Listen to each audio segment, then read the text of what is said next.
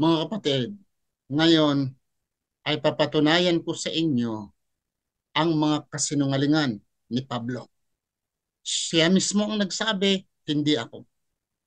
Ang karamihan ng palusot ng iba dyan, ng mga kunuhay, mga theologian, o sino pa dyan, mga pastor man sila, o ano, reverend, or pare, mga hindi ko lang nagko-comment, hindi ko alam kung sino yung nagko-comment yan. Kunwari maalam, nag-aaral, ang sabi lang palusot nila ay out of context. Out of context. Kung ako ang mag-quote ng isang verse, ang isasagot nila out of context. Pero tingnan mo nga itong mga tao nga magsasabi. Ha? Tatanungin mo sila ha, about proof of the Trinity. Kaagad, I and my Father are one. Tingnan mo, kaagad ipa-expound nila it in 1 kilometer. Huh? Like bundok, like the mountain, expound nila kaagad. I and my Father are one. Huh? Did they, did they present the context? Huh? Kung mayroon man, iba, bihira lang. Karamihan ay my Father are one, Diyos ito Kristo, without reading the context. Because if you read the context, ang ibang sabihin dyan, hindi makapangyarihan ang ibig sabihin ni Jesus Kristo, hindi ang pagiging Diyos na naging isa sila. Ha? Kundi yung layunin nila ang pagkakaisa, hindi ang pagiging Diyos. Okay? Before Abraham was, I am. Kanan na kaagad. Ha? Sabihin ba lang context? Wala. I am the Alpha and the Omega. Sabihin ba nila ang context? Wala. Ha? Ano pa? Ha? In the beginning was the Word, and the Word was with God. God expound, making the big, big mountain. Did they present the context? Anong ibig sabihin? Wala. So dito tayo ngayon, ako, I agree. Kailangan ang isang text, tingnan mo ang context. Before ako nag-present nito mga kapatid, dati akong Bible teacher at alam ko ang style ko. Ha? Importante talaga, I agree talaga, importante talaga ang context. Totoo yan. Sabadista ako dati. Ha? Yung iba dyan, gagamitin nila. Ha? Ito, hindi marumi ang lumalabas, kundi yung pumapasok. Read the context. Ha? Mayroon bang litson? Baboy bang ibig sabihin? Na kung ano ang iyong kinakain, ay hindi yan marumi. Ang lumalabas ang marumi. Yan ba ang context? May baboy, pwede ng baboy. Kasi ginagamit ng iba yan eh. Pero kung babasahin mo, ayun pala mga disipulo ni Kristo nang kumain nga hindi naghugas ng kamay, yun pala ang context at nagsasalita ang mga parasiyo at mga eskriba laban sa mga disipulo ni Kristo. Yung narinig ni Kristo, sinabi niya, ha? Hindi marumi ang pumapasok, kundi lumalabas. Nang ibig sabihin, kung anong kinakain na hindi marumi, yung paglilibak ninyo ang marumi. Yan palang ibig sabihin. I agree with the context. Okay? Pero babasahin natin dito, aking papatunayan ngayon nga si Pablo ay sinungaling. Sino ang nagsabi nito? Siya mismo. Una, magbasa natin. Romans chapter 3 verse 7. Roma 3 versikulo 7. For if the truth of God hath more abounded through my lie, and to his glory, why yet am I also judged as a sinner? Tagalog. Datapwat kong ang katotohanan ng Diyos sa pamamagitan ng aking kasinungalingan, sa pamamagitan ng aking kasinungalingan, ay sumagana sa ikaluluwalhati niya. Bakit naman ako'y hinahatulang tulad sa isang makasalanan? Ha? So, sa madaling sabi, nagsisinungaling siya. Ang mga mangmang naman dyan, yung gamitin nila pag pilipit nito, sabi na, future yan. Hindi yan panangyayari. Possibility yan. Sabi nila, possibility yan. Sabi niya, bakit man ako, sinabi niya, bakit ako hinahatulang? Bakit? Sabi niya, Bakit paman ako'y hinahatulang? Hinahatulang. Past tense eh. Past tense. Past tense eh. Tulad ng isang makasalanan. Ha? Hahatulan sana. Hinahatulan na eh. Past na. Okay. For the sake of argument. Okay. Kasi ang kapag daw, kapag, ang salita daw kapag, tapwat, ang iba kasi dito, kapag ang katotohanan. Dito naman, datapwat. Okay. Doon tayo sa argument nila kapag daw. Ang kapag daw, gagamitin daw ito sa future or possibility. Sabi ko, oo. Pero hindi lang diyan. Pwede rin gamitin ito kapag ang isang bagay ay para kang para kang manghugas sa kamay or lulusot ikaw sa isang problema. Example, example. Ako magsabi, nakita ko si Kristo, ako si Abraham Rumas, matanda, isang Muslim, nakita ko si Kristo, nagsasabi sa akin, nagsasabi sa akin, na ang kaligtasan ay mapasa Diyos lamang kung kayo ay sasamba kay Allah. Huwag kayong magsamba ng mga Diyos-Diyusan. Si Kristo ay umiiyak. Nagpakita sa akin, niyakap niya. Buhay siya, nandito ngayon. Ngayon, mayroong sisita sa akin. May sisita sa akin. Dahil marami nang sumusunod sa akin naniniwala eh. Marami nang sumusunod sa akin. Ngayon, kinokompront na ako. Kinokompront na ko yun ng isang tao na matapang na magsisinungaling ka. Kailan yan na nangyari? Saang lugar? Sino mga witnesses mo? Sasabihin ko ka ngayon datapat or kapag ang aking kasinungalingan, kapag ang aking kasinungalingan ay nagdudulot sa mga mataong masama upang maging matuwid, ang taong mga masasama upang maging matuwid, kapag ang aking pinagsasalita or kapag ang aking pagsisinungaling, ito ay nakapagpatuwid sa mga taong masasama at sila'y sumusunod sa akin, bakit pa ako hahatulan ng isang makasalanan? Diba?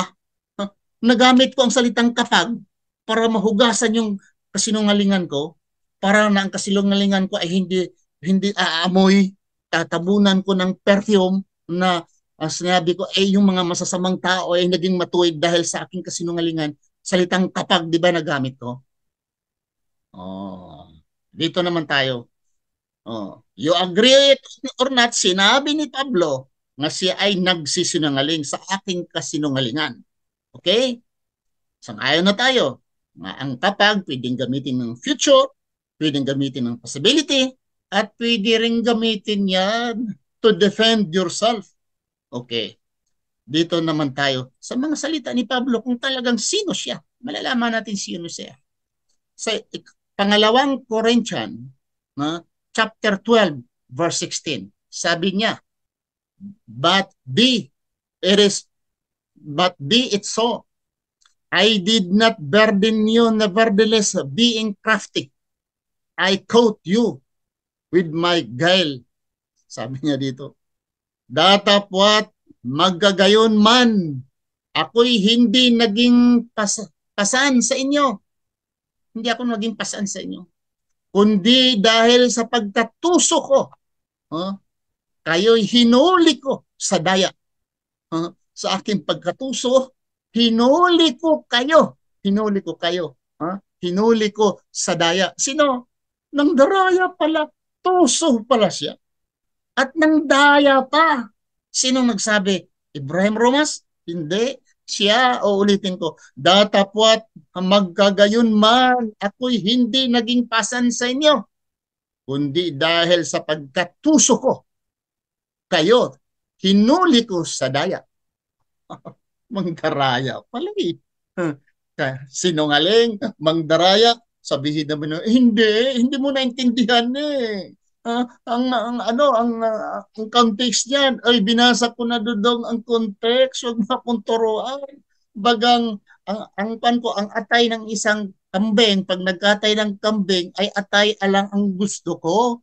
Eh, bakit kunin ko pa yung puso, kidney, or mga bitoka? Kunin ko na yung atay, kasi ang atay ang hinahanap ko. Uh-huh. Balingbing. Si Pablo ay isang balingbing. Alam niyo yung balingbing? Okay. Parang owl ba? Sa gabi, ibon. Pagkaaraw, akala mo pusa. Parang owl. Balingbing si Paul. Bakit sabi niya? Nandoon sa 1 Corinthians chapter 9 verse 20. And into the Jews, I became as a Jew, that I might gain the Jews. To them that are under the law, as under the law, that I might gain them that are under the law. Balingbing eh. Sa Tagalog. At sa mga Hudyo, ako'y nagaring tulad sa Hudyo upang mahikayat ko ang mga Hudyo sa mga nasa ilalim ng kautusan ay gaya ng nasa ilalim ng kautusan. Bagaman wala ako sa ilalim ng kautusan upang mahikayat ang mga nasa ilalim ng kautusan. Nag-camouflage pala. Ha? Ikaw pala kang mensuhero ng Diyos, mag-camouflage ikaw, magkunwari ka, intel? Ha? Kung iyan daw sa mga Hudyo ay Hudyo siya. Nang ibig sabihin, ang Hudyo ay hindi kumakain ng baboy, hindi ka rin kumakain ng baboy. Ha? Hindi kumakain ng aso ang mga Hudyo, hindi ka rin kakain ng aso. Pero nandoon na kay ikaw sabi mo na hindi ka na ilalim ng kautusan, kaya mga Hudyo ilalim sila ng kautusan, kung nandoon ikaw sa mga hintil, kain ka rin ng baboy. Kaya ang mga hintil kumakain ng baboy, kumakain ng aso. Anong klase kang? Pastor ka or pare ka? Na pag kasama mo ang hindi kumakain ng baboy, hindi ka rin kakain ng baboy. Pag kasama mo ang mga taong kumakain ng baboy, mga hintil, kakain ka rin. Ha? Dahil yun ang sinasabi mo. Kung nandyan sa mga Hudyo, ay kasi yung Hudyo. Ha? Upang mahikayat mga Hudyo. Paano mo rin mahikayat? That's why, no wonder, basahin mo ang istorya, itong pagtutuli, si Pablo niyan eh. Dahil gusto niyang mahikayat, ang argument diyan, gusto siyang mahikayat ang mga hintil, dahil ang mga hintil, takot sa tuli. May phobia sila sa tuli. So si Pablo na ngayon nagsasabi, no, usually wala nang tuli, okay na. Siya rin nag-okay sa pagkain. Sa mga hintil, okay na ang baboy. Si Pablo rin eh. So si Pablo ang nag-okay itong mga gawain ng mga hintil, pagkain, rituals ng hintil. That's why even yung Trinity, sa mga hintil ito eh. Itong mga Romans, itong mga Greek, mga pagan sila. Ito yung Son of God, yung worshiping incarnation. That's why yung incarnation, yung Trinity, or sino ba yung makapangyarihan naging tao, ito ay mythology, ito sa Greek mythology and Roman mythology. That's why pumasok sa Christianity dahil sa style ni Pablo.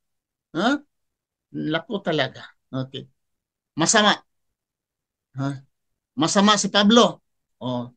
Sino nagsabi? Romans chapter 7 verse 21. I find them a law that when I would do good, evil is present with me. Kaya nga, nasumpungan ko ang isang kautusan na kung ibig kong gumawa ng mabuti, ang masama ay nasa akin. Talagang nasa kanya. Gusto man siyang gagawa ng mabuti, pero ang masama nandyan sa kanya. Hindi ka na maging pastor, hindi ka na maging apostol, hindi ka maging leader, dahil dapat talikuran mo ang mga makamundo, ang kasamaan mo, sikapin mo, talikuran mo. Huwag mong parang i-justify mo yung sarili mo. Pinagmamalaki mo pa na ikaw isang masama. Kaya nga nasumpungan ko ang isang kautusan na kung ibig kong gumawa ng mabuti, ang masama ay nasa akin.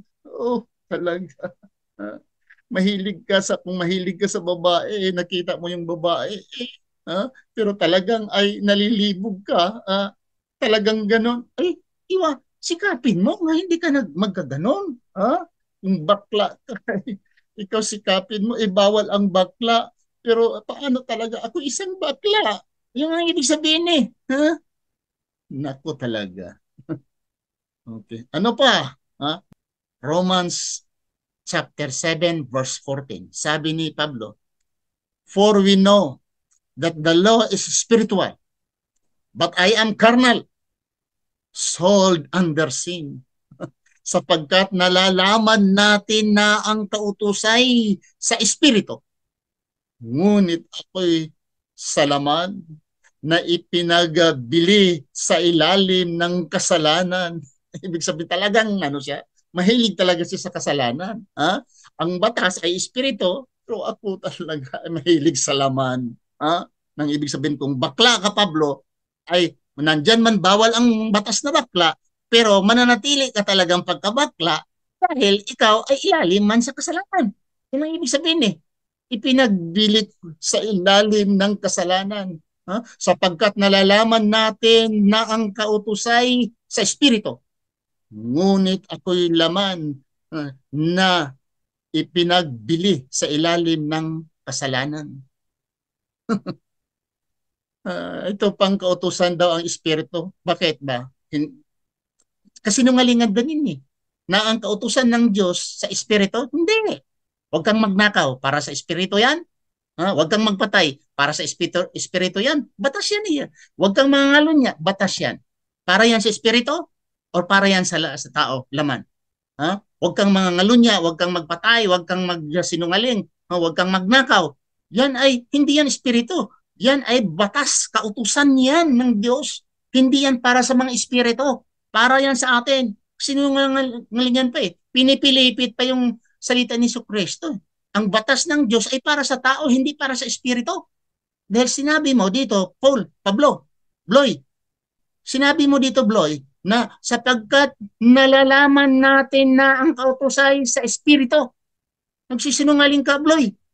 No? Dahil ang kautusan ay hindi para sa espiritu, ang kautusan ay para sa laman, para sa mga taong para sa mga taong kurap, para maging matuwid. Hindi para sa mga matuwid ang batas ng Diyos. Para ito sa mga masasama, para ang taong masasama matuwid. Ang taong karnal maging matuwid. Pero sinabi mo dito, ngunit ako'y sa laman na ipinagbili sa ilalim ng kasalanan. Nang ibig sabihin, bidibinta mo na. You surrender yourself sa pagkakasalanan. Ibig sabihin, kung bakla ka, Pablo, naging bakla ka talaga. Kaya hindi mo kaya dahil ikaw ay nasa laman. Naku naman. Sige, sabi, ilusot niyo, ipilipit niyo, ipalusot niyo mga kapatid. Dahil alam ko naman, sabi niyo, out of context, binasa ko na, hoy, mga hunghong. Binasa ko ng context. Ay bagang nakita ko kung gusto ako ng salita ng ito ang salita nga aking kinukuha dahil ito ang kompleto, ito ang kasulungatan kung ano ang salita ng propeta Jesus Christ or batas ng Diyos. Ang batas ng Diyos ay hindi espiritu dahil ang batas ng Diyos para sa tao nga may laman at may buto. Si Pablo daw, ang batas daw ay para sa espiritu. Kasi nungalingan yun eh. So maraming salamat. Alhamdulillah. So sino mang aalma sa aking sinasabi tungkol kay Pablo at papatunayan ninyo nga si Pablo ay matuwid. Papatunayan ko si Pablo ay sinungaling, makasalanan siya ayon sa mababasa. Mga kapatid, at live tayo. Makipagdebate ako sa inyo face to face or virtual debate. So, wag na tayong mag-chat dyan at magpalusot, gagawa kayo ng palusot. Maraming salamat sa inyong panonood. Subhanakallah Allahumma bihamdika. Asyhadu an la ilaha anta astaghfiruka wa atubu ilaik. Assalamu alaikum warahmatullahi wabarakatuh.